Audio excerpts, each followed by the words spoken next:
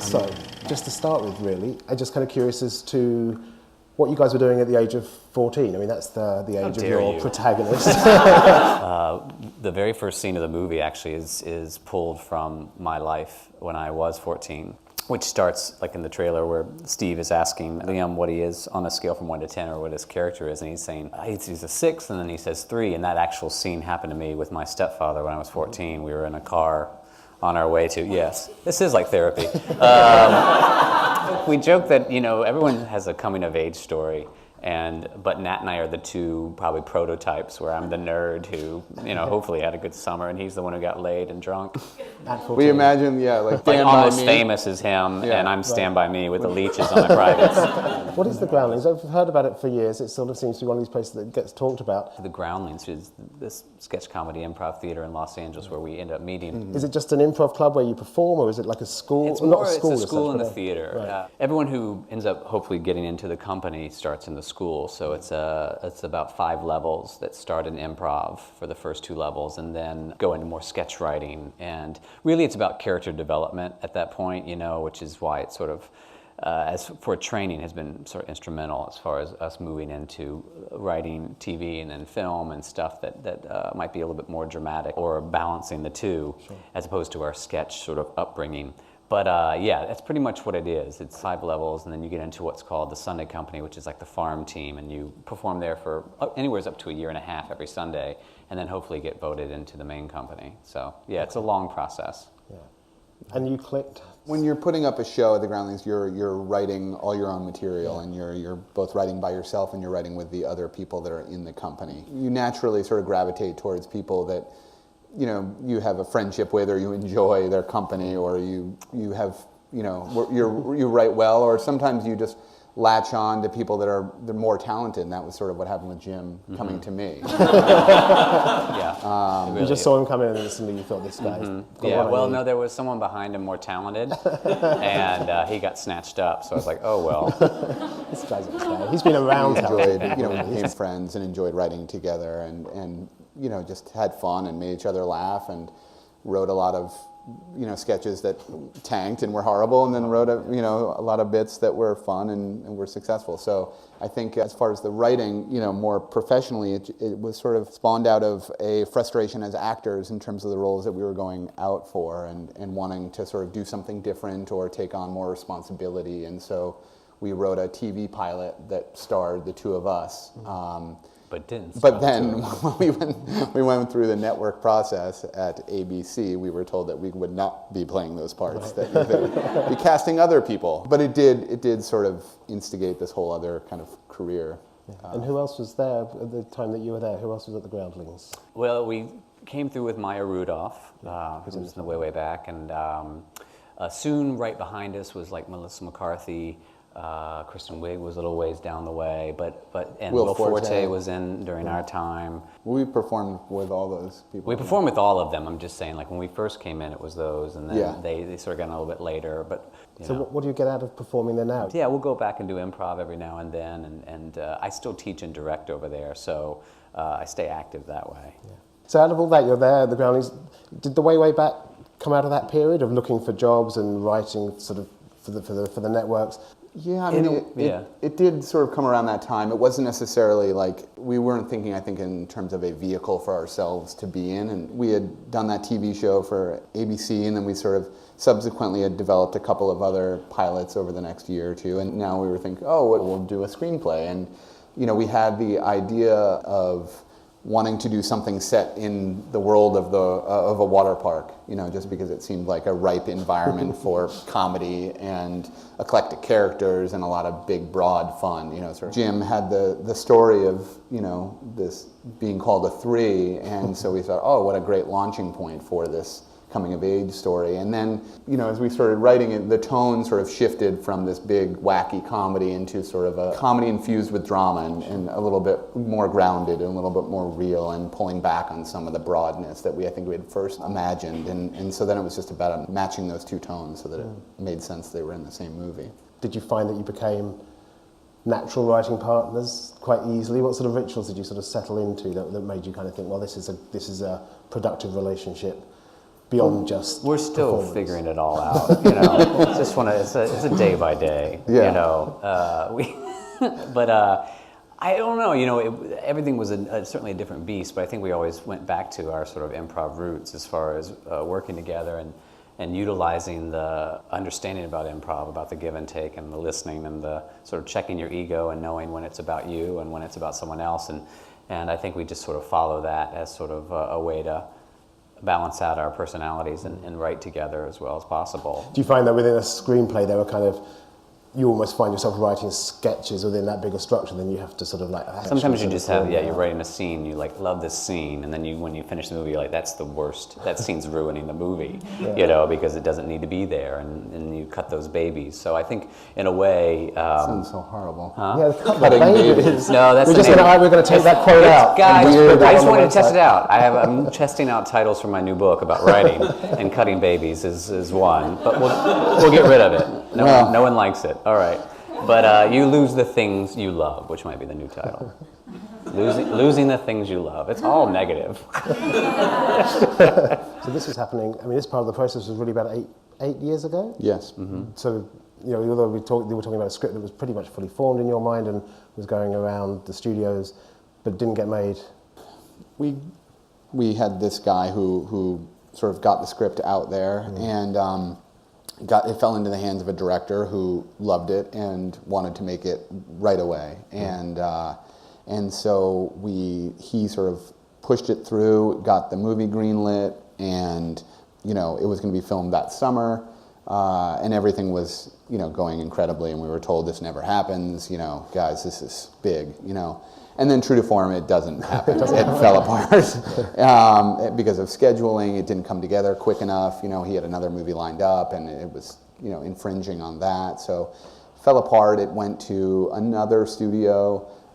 Several other directors, circled it for a while, and then the financial sort of crisis occurred, and Lionsgate, who owned Mandate, which was the studio that was going to make it, sort of gave us a list of actors and said, we'll make this, but only with these particular people. And when you're making a small movie, financiers want to be, they want to cut down their risks, so they choose actors that have foreign value. Whether or not they fit your movie is another question, but they sort of are saying, these are the people that we will make this movie with, and no one else. And the list was sort of ridiculous. I mean, it had people that were just the wrong ages, none of it made any sense to us. And so rather than, just making the movie for the sake of making the movie, we took the longer, harder road of saying we'd rather wait and do this the right way, even if it means waiting several more years. And so that's what we did, and we finally got the movie back into our hands sort of after the turnaround had expired, and it was free of all of the hands that were on it. And it was right around the time when The Descendants was coming out, and so we sort of were able to use the momentum from The Descendants to open the door and start the conversation again, and that's when we decided, why don't we try directing this ourselves, since we've lived with the material for so long. I think creatively we know what we want to do here. Did the job of writing The Descendants come out of the way back script that was circulating? Is that how did that happen, that you got that to Alexander Payne and that The Descendants came exactly. I mean, we had written The Way Back, and that sort of got around town while it was almost and not almost getting made, and one of those was Alexander Payne and his producing partners Jim Burke and Jim Taylor, and they had optioned the book of The Descendants, and they were looking for writers. And so I think they reacted to the fact that we were balancing comedy and drama in the tone, which the book does, also with families and flux and that kind of theme.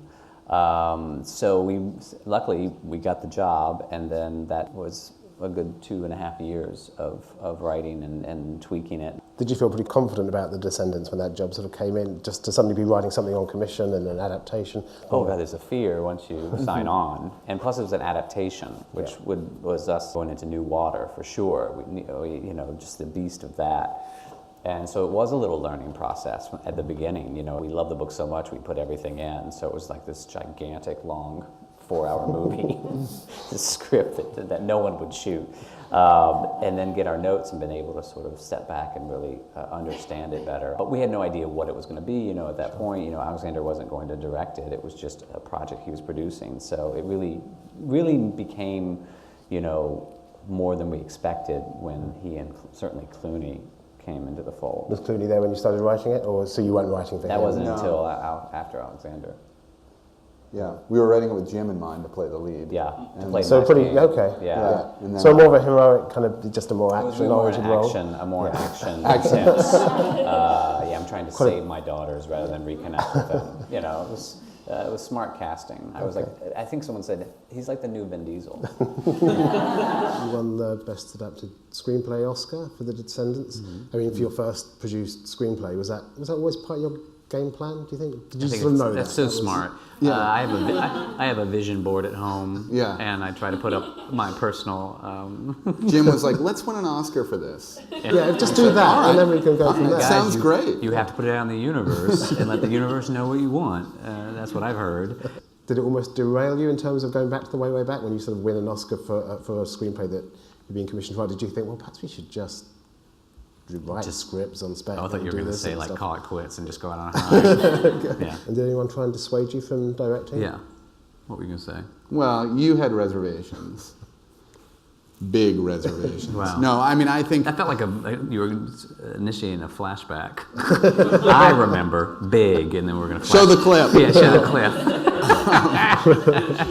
I think when we sort of did make the decision to direct it, we tried to stay true to that and be a little bit more bullish as opposed to being sort of too accommodating, which I think sometimes can sort of, we learned with those TV shows early on that, if you don't sort of protect what you set out to do, then it can change and become something completely different. And on top of directing it yourself, you also made it independently. You didn't have a studio backing you. Yes. Mm-hmm.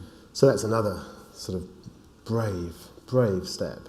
It is. But you also got an amazing cast together. I mean, is that a difficult thing to put together when you don't have funding? It's money? a catch-22 in the sense that financiers want a cast, that is bankable and has, as I said, foreign value, and then a cast needs to know that there's money in the bank, that this is actually going to happen, that it's not just putting their talk. name on something and talk. Yeah. Yeah. So they do go hand in hand, and we just sort of, I guess, the grassroots approach to putting it together, and Allison Janney was probably the first really that came to the table. She was somebody we knew through sort of social circles, and we gave her the script, and she was excited to play Betty, and so that at least got a little bit, that opened the door, and then Sam Rockwell then came aboard, and I think after that was when we got our first piece of financing, and then Tony came, and then finally the last piece was Steve Carell. Yeah. And then once he came, our last bit of financing came, and we were sort of off and running. But it took it took time. It's just a long process, People take a long time to read scripts and decide they want to do it, or they don't give you an answer at all. And financiers, you don't know if the money is real or if it's just, we want to do this, but they don't really have any cash, Yeah. So it is a house of cards. And so when you actually get to the first day of shooting and you're doing it, it feels like, I can't believe this is happening, that we actually got here, Sam is a great motor throughout the film, isn't it? And he really sort of keeps it going. Did you have sort of a model in mind when you came to that role? Some of the sort of character you wanted him to be, and the sort of actor that could play him and be sort of charming and a little bit abrasive, unpredictable? The template for us was Bill Murray from Meatballs, someone who very charismatic and whose confidence, sort of came from within. And Sam sort of fit all that criteria. Certainly when we talked to him on the phone, the first thing out of his mouth was, this is sort of like Bill Murray from Meatballs, right? And we're like, yes, exactly. And he just is such a talented guy, and obviously elevates the writing and makes it his own and adds so much of his own personality into what he was doing. It was like a pure delight working with him. So you made the film, it was your first film as directors, and you made it independently. The world premiered at Sundance in January, and obviously you went to Sundance with the film without any buyers, without knowing if anyone would like it or if it would ever be seen again outside of the festival, I guess. It was very daunting, I think, just because only probably about 20 people had seen the movie, before we went to Sundance, and our cast hadn't seen it, no one had seen it. And then you walk into the Eccles Theater, which is where it premiered, and that theater holds close to 1,300, and you sort of look out in the audience, you're like, holy shit, that's a lot of people. And that's what he said. In that scene. Yes. Holy shit, that's a lot of people. But we were sort of standing in the wings, and you're so anxious and you're so terrified, and we were sort of like void of all color, and Jim got somehow even paler.